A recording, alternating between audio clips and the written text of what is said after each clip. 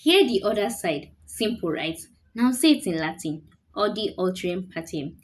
Suddenly, it sounds like I have a Supreme Court judgment waiting for you. And honestly, that got me thinking, why does languages make things sound more serious? For example, Latin. Hey GCs, welcome back to the Gist with Cobra 2.0, where we have real conversations on law, personal growth, trendy issues, student life, and anything happening in society that is worth discussing. For today's conversation, we're going to be talking about how Latin makes things sound more serious. As a law student, I've realized that law has an interesting relationship with Latin. We have English, I mean perfectly good English, but somehow we still have mens rea, actus reus, prima facie, bona fide, habeas corpus, and so many more. And honestly, the moment you hear some of these terms, you just know law is about to begin. And here's the interesting thing about it: Latin isn't in law just because lawyers wanted it to sound more sophisticated. There's actually history behind it. Latin was widely used in legal and academic writing for centuries, and as legal systems developed, certain Latin expressions became established ways of describing specific legal terms or principles, and eventually they just stayed. So now, instead of saying guilty mind, we say mens rea. Instead of saying guilty act, we say actus reus. Instead of saying at first sight, we say prima facie.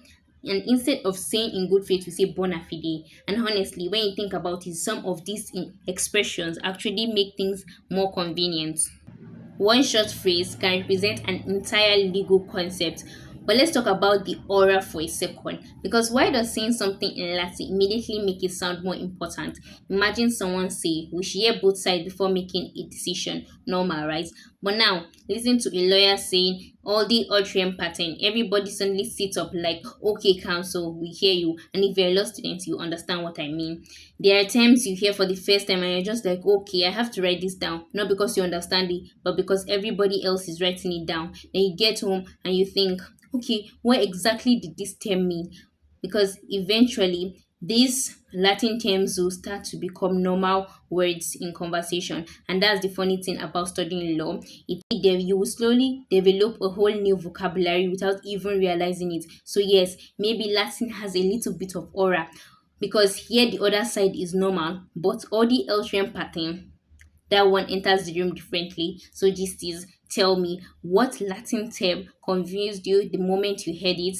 Don't forget to like, share, subscribe, and hit the notification bell to get updated whenever I post a new video. And I'll see you in my next. Bye.